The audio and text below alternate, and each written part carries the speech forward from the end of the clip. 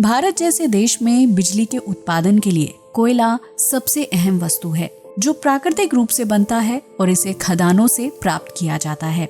लेकिन कोयला एक तरफ जहां शहरों को जगमग कर रहा है, वहीं दूसरी तरफ कोयला खदानों के पास गांव और वहां रहने वाले लोगों का जीवन पूरी तरह से अस्त व्यस्त हो चुका है।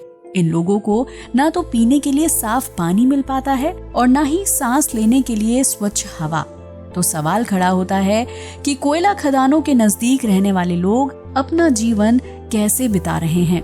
कैसा है कोयला खदानों के पास इंसानी जीवन?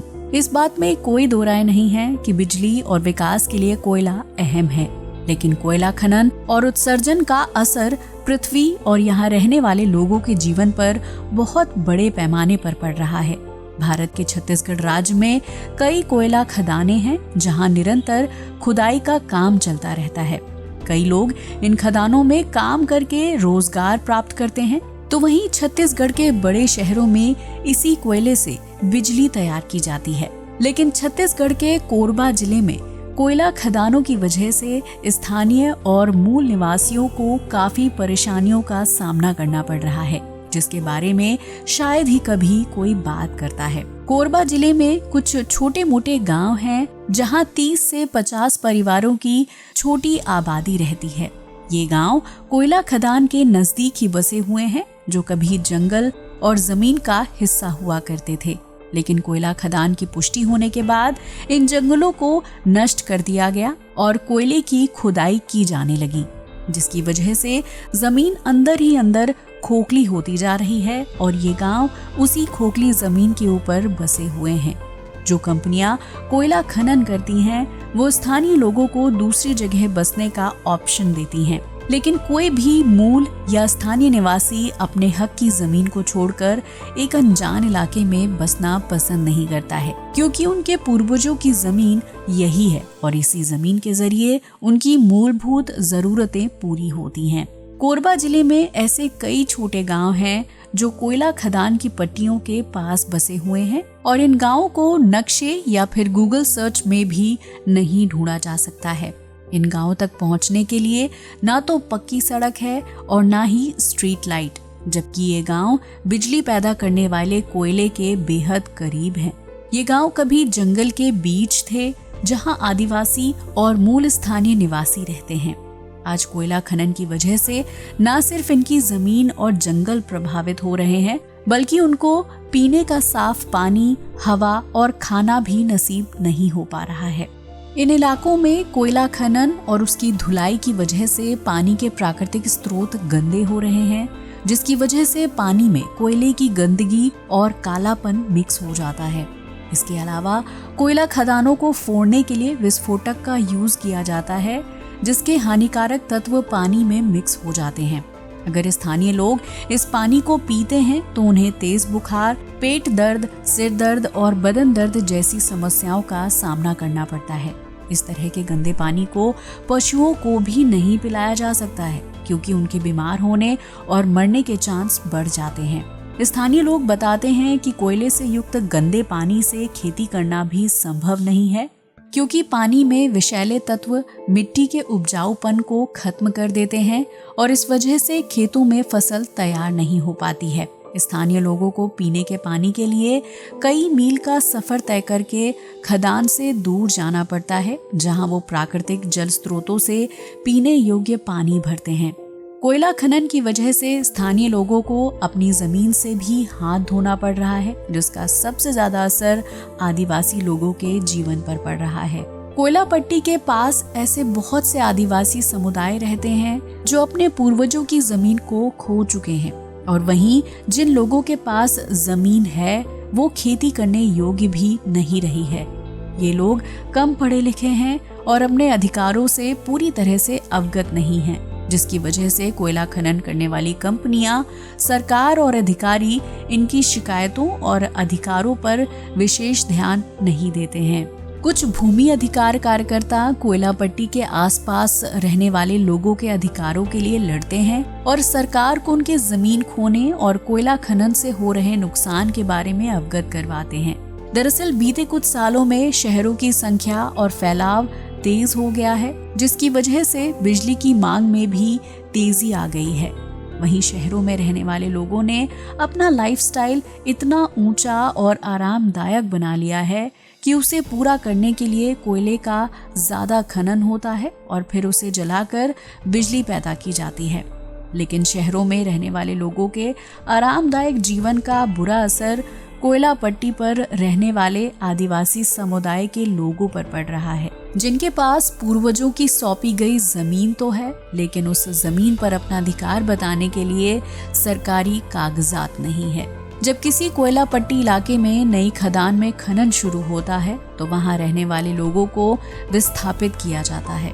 हालांकि सरकार विस्थापित किए जाने वाले लोगों को रहने के लिए नया घर या जमीन मुहैया करवाती है, लेकिन ये जमीन उन्हीं लोगों को दी जाती है जिनके पास पुरानी जमीन के कागज या कोई दस्तावेज होता है।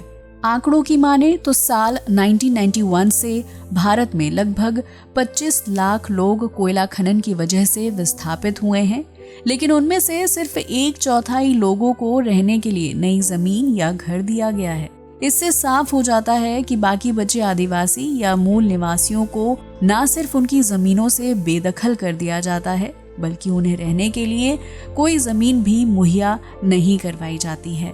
कोयला खदान और खनन की वजह से सिर्फ लोग विस्थापित नहीं होते हैं, बल्कि उन्हें शारीरिक, मानसिक, स्वास्थ्य और शिक्षा से जुड़ी समस्याओं का सामना भी करना पड़ता है।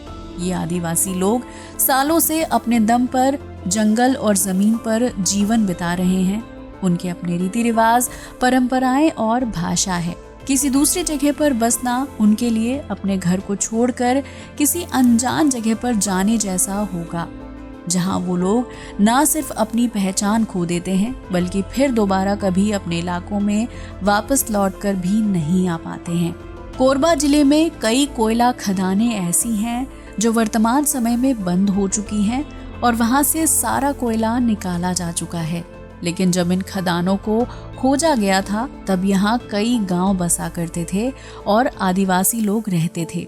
हालांकि कोयला खनन करने के लिए उन लोगों को गांव से बाहर कर दिया गया और कई सालों तक जमीन से कोयला निकालने के बाद खदान को भी बंद कर दिया गया था, जिसके बाद कोयला खदान और उसके आसपास का इलाका पूरी तरह से बंजर हो गया।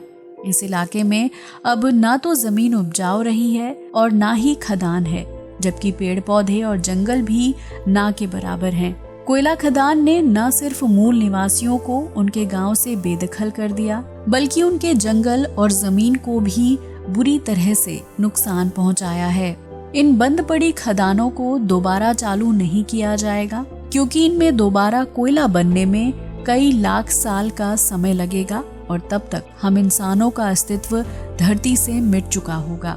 कोयले को हासिल करने के लिए जमीन के ऊपर बसे मूल निवासियों को उनके गांव और जमीन से दूर करना कितना सही है, ये बात सरकार और कोयला खनन करने वाली कंपनियों को सोचना चाहिए।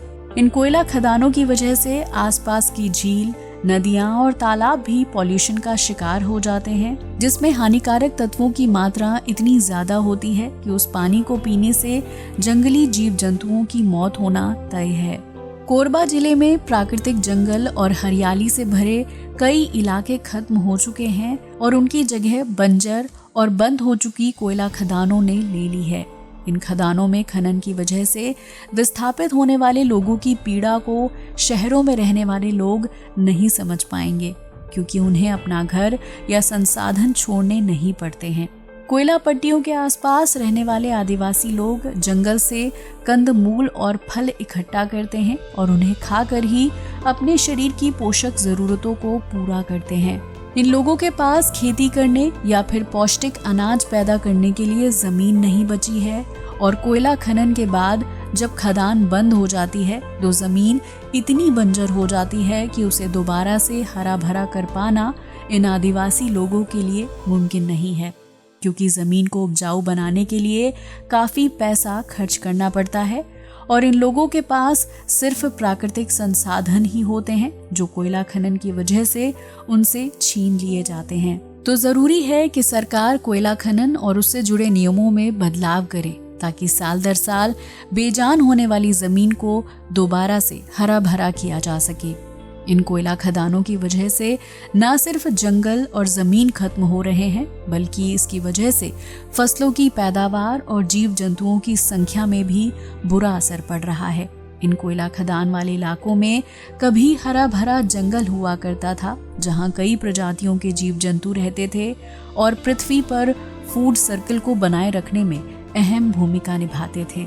लेकिन कोयला खदानों में खनन शुरू होने के बाद न सिर्फ तेजी से जंगल खत्म हुए, बल्कि वहां रहने वाले जीव जंतु भी बड़े पैमाने पर गायब हो गए थे। ये हाल सिर्फ कोरबा या फिर छत्तीसगढ़ में ही देखने को नहीं मिलता है, बल्कि देश के जिन भी राज्यों और इलाकों में कोयला खदान है, वहां का हाल कुछ ऐसा ही हो चुका है। इन कोयला खदानों को बिजली की जरूरतों को पूरा करने का सबसे सस्ता ऑप्शन माना जाता है, लेकिन अगर पॉल्यूशन, प्राकृतिक नुकसान और आदिवासियों और मूल निवासियों के विस्थापन को एक साथ जोड़ दिया जाए तो कोयला बिजली बनाने के लिए बिल्कुल भी सस्ता ऑप्शन नहीं बचेगा। ऐसे में सरकार को बंद होने वाली कोयला खदानों के आसपास जमीन को उपजाऊ और दोबारा से खेती लायक बनाने की दिशा में कदम उठाना चाहिए, ताकि भारत में बढ़ते विस्थापन और जलवायु परिवर्तन की समस्या को रोका जा सके। लेकिन अगर इस समस्या का जल्द समाधान नहीं किया गया तो वो दिन दूर नहीं जब कोरबा के आदिवासी समुदायों की तरह दूसरे राज्यों में रहने वाले लोगों को विस्थापन, बीमारी और फसलों की कमी का सामना करना पड़ेगा। और फिर ये दर्द सिर्फ कोयला खदानों के पास रहने वाले लोगों तक ही सीमित नहीं रहेगा। अब तो आप समझ ही गए होंगे कि कोयला खदानों के पास रहने वाले आदिवासी और मूल निवासियों का जीवन कैसा है और उन्हें कोयला खनन की वजह से किस तरह की समस्याओं का सामना करना पड़ता है।